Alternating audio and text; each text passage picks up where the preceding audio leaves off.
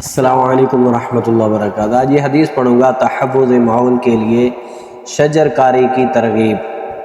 شجر کاری کرنا، کھیتی باڑی کرنا، اس میں سے جو چیز بھی کھائے گی اس کے لیے صدقہ ہوگا، بہت زیادہ ثواب ملے گا۔ یہ حدیث سماعت فرمائیں۔ عن انس بن مالک رضی اللہ تعالی عنہ قال قال رسول اللہ صلی اللہ علیہ وآلہ وسلم ما من مسلم يغرس غرسا او يزرع زرعا فيأكل منه طير او انسان او بهيمة الا كان له به صدقة۔ یہ حدیث صحیح بخاری شریف کے اندر موجود ہے، اس کا جو نمبر ہے 2320۔ آئیے اس حدیث کا ترجمہ سماعت فرمائیں۔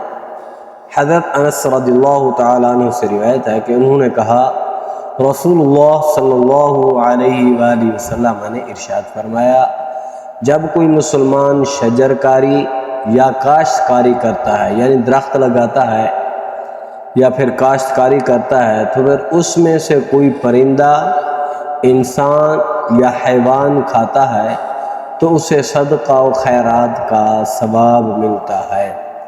سبحان اللہ، یہ بڑی پیاری حدیث ہے۔ تو درخت اگر لگاتا ہے، درخت سے کوئی بھی چیز پھل کھاتی ہے، چاہے انسان کھاتا ہے یا جانور کھاتے ہیں یا پرندے کھاتے ہیں، تو اس کو ثواب ملتا ہے۔ اب جیسے بیر کا درخت ہو گیا یا پھر آم کا درخت ہو گیا، انگور کا درخت ہو گیا، پرندے بھی کھا رہے ہوتے ہیں اور اس میں سے انسان بھی کھاتے ہیں۔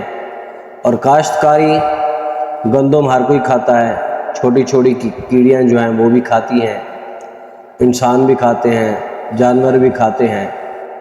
تو جو بھی چیز کھاتی ہے اس میں سے، چاہے پرندہ ہو، چاہے انسان ہو، چاہے حیوان ہو، کوئی بھی چیز کھاتی ہے تو وہ اس کے لیے صدقہ و خیرات بن جاتا ہے، اس کے لیے صدقے کا ثواب ملتا ہے، خیرات کا ثواب ملتا ہے۔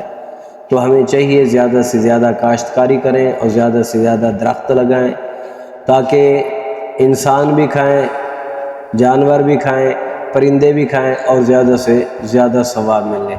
اللہ تعالی ہم سب کو اس حدیث پر عمل کرنے کی توفیق عطا فرمائے۔